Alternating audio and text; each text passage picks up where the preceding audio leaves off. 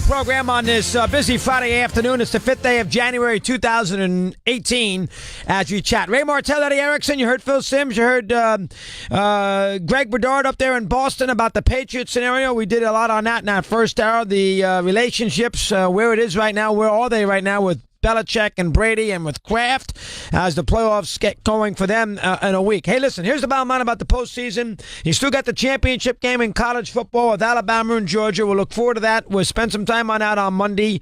I do think they hurt themselves, the college. They get swallowed up. Now, listen, if you're in Tuscaloosa and if you're in Athens, you don't, but you get swallowed up in the sports world. To me, you do. This weekend where you'd like to have people talking about the game, and they're not talking about the game because they're 4 playoff games. We haven't mentioned it all day. We gave you Danielson yesterday to keep Friday open for the football, but for the NFL, that is. Normally, that's one reason why I think they should actually move it to minimum Tuesday or Wednesday, just to give a little breathing space so you can get into that college championship game and give it its proper notice, say the Tuesday. Give Monday as the review day for the NFL, and then Tuesday you can spend your time on a college, and then Wednesday you can review that, and away you go. But, until they change that, we'll have to wait and see. Meanwhile, we have the NFL games here forthcoming. Got 11 games left in the National Football League. You have 2 full weekends now. You got 4 games each weekend. You have 4 full days where you can sit around and watch 7 hours of football. The championship Sunday is an excellent day, too. It doesn't start till 3 o'clock. So you got the weekend begins Friday night at 6, and you got a long way to go before you get to Saturday or Sunday at 3.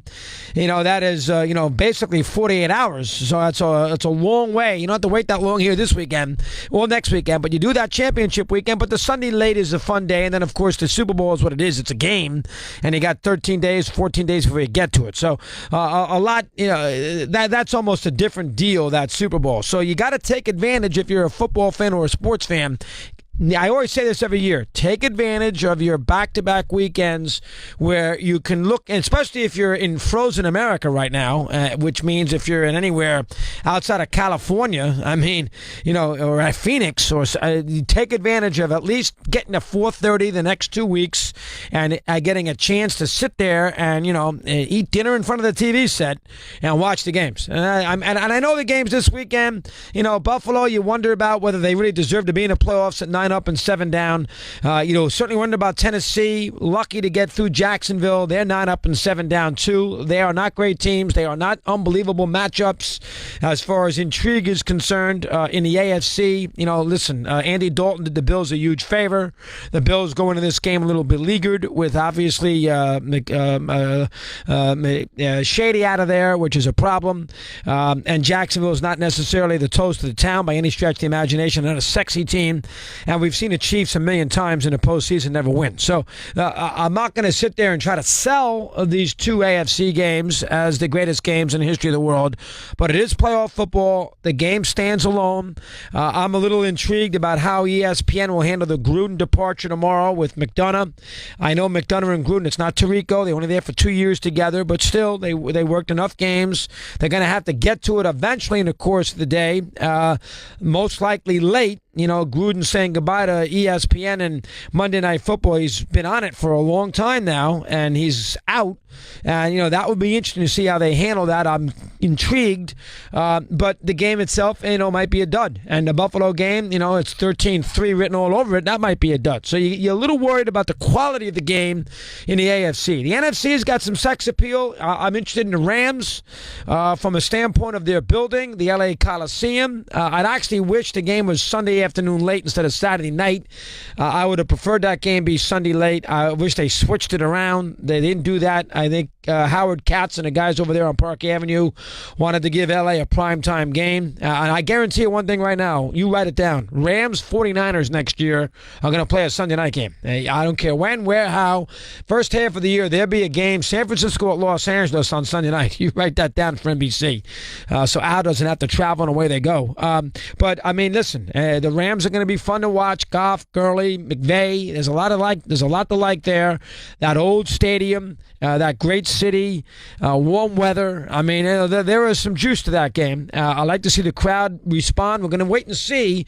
That has never been a great home crowd. Merlin Olsen used to say all the time, I played there 50 years, and I never recall a great home field advantage. Merlin Olsen. I say that all the time about the LA Coliseum. You heard Phil talk about it. You know, the fans, the noise goes outward, doesn't go up. It's a big old bowl. So we'll see how that translates as far as the Ram home field advantage is concerned.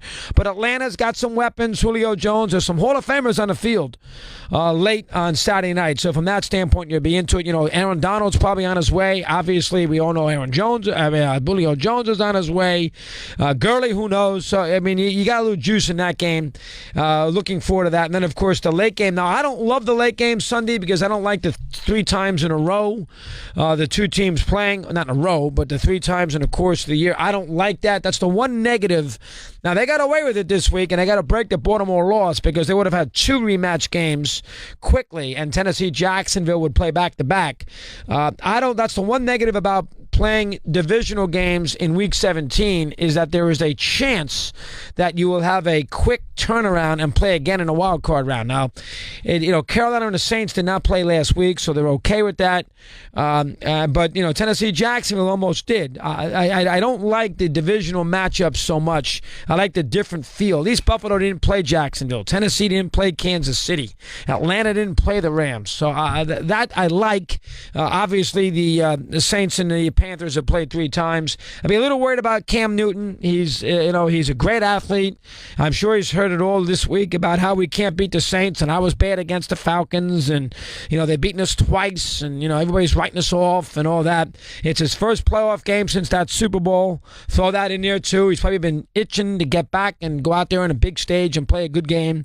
So that does concern me a little bit from a New Orleans perspective as far as Sunday is concerned. Listen, you have to like the home teams. I'm with Phil. I think the one team that you'd be scared about a little bit is Atlanta because they have weapons on offense, and you wonder about the Rams on the big stage with that young quarterback for the first time and their coach for the first time.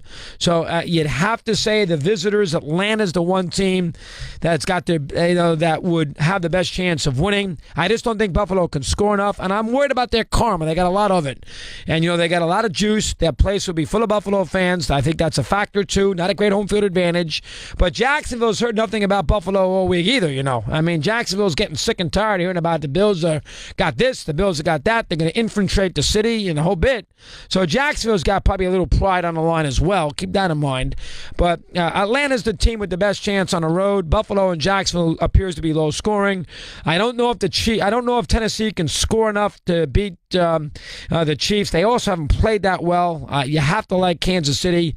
And listen, based on the fact that they're great at home, they can run the ball, and they beat them twice, I don't know how you don't like the Saints. Despite the fact that, if you're looking at it from the other perspective, it would worry you a little bit if you're a New Orleans fan on Cam. So I think you got to take all the home teams.